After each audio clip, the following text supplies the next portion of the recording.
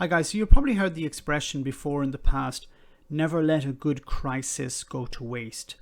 And well, some businesses are following that advice right down to the letter. So I want to show you this news report.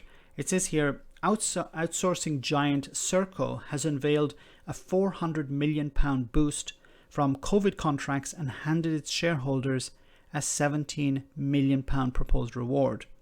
Labour said the news will outrage taxpayers after the Test and Trace giant celebrated a 75% boost in operating profit last year. Test and Trace, run mostly by Serco and Cytel, was plagued by controversy for months after failing to reach hundreds of thousands of contacts of people with coronavirus. Now, it's important to remember that this could have been done by the NHS completely. The vaccine has been rolled out by the NHS and it's a success.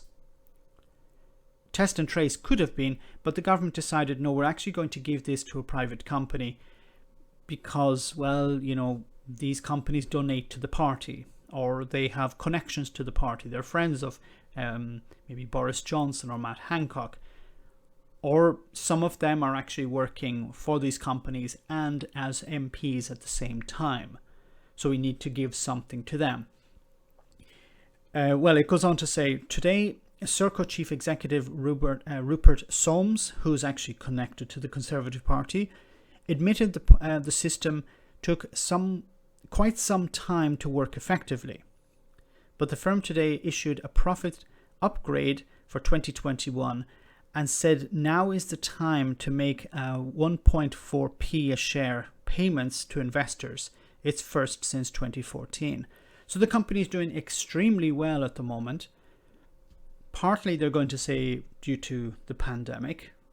They try to downplay the pandemic, but isn't it strange how Serco is doing so well during the pandemic when other companies are not doing very well?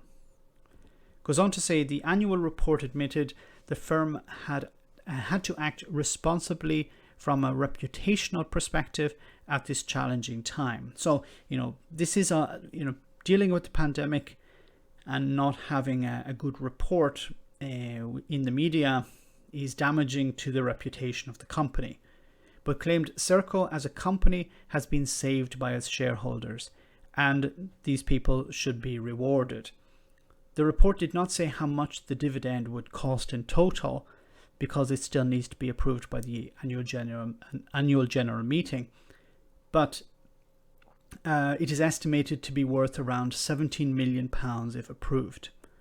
So the Test and Trace system didn't work very well, to put it mildly, and Serco made a lot of money out of it, and because they've made a lot of money out of it, they're rewarding their shareholders, not the public, not the government, not the taxpayer. So the taxpayer paid for this and Serco shareholders are profiting from it.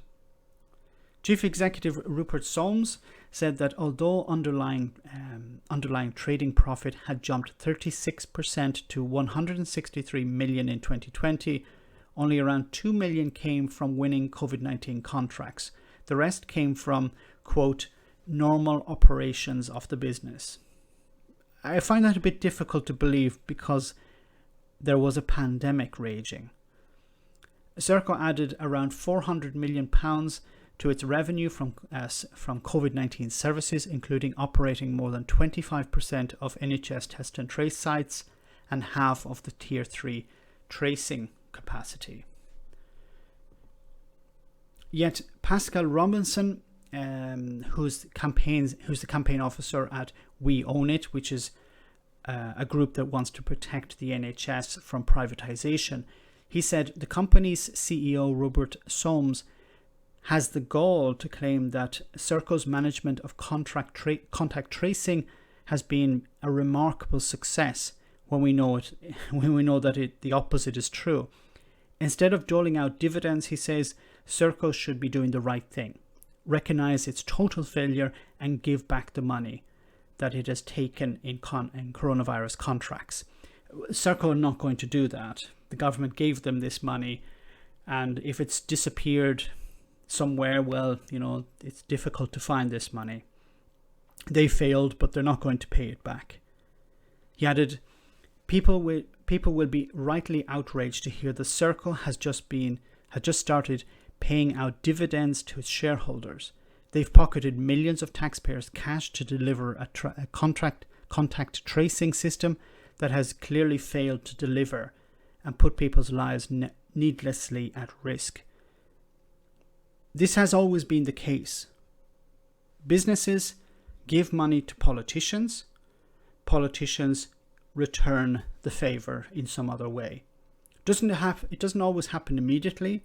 It can happen maybe months or even years later. Serco has benefited greatly while the Conservative Party have been in power. This is not just related to the pandemic. For years, while the Conservatives have ruled Great Britain, Serco has benefited.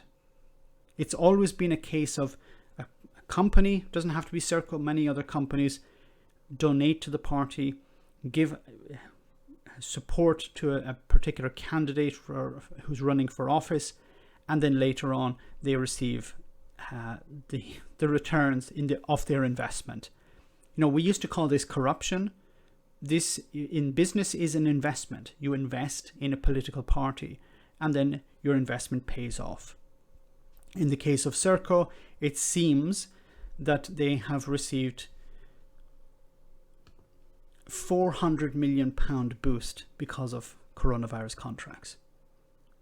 Let me know in the comment section, guys, what you think. As always, your comments are greatly appreciated.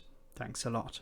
I want to say a big thank you to all of my patrons. You ensure that this channel continues to exist. I'm eternally grateful for all of your support. If you join Patreon, you will receive instant access to our Discord server, where we have both audio and video chats. You can chat with me and other patrons, where we discuss important and non-important issues. Becoming a patron per month costs about the same as a large coffee, so why not check it out?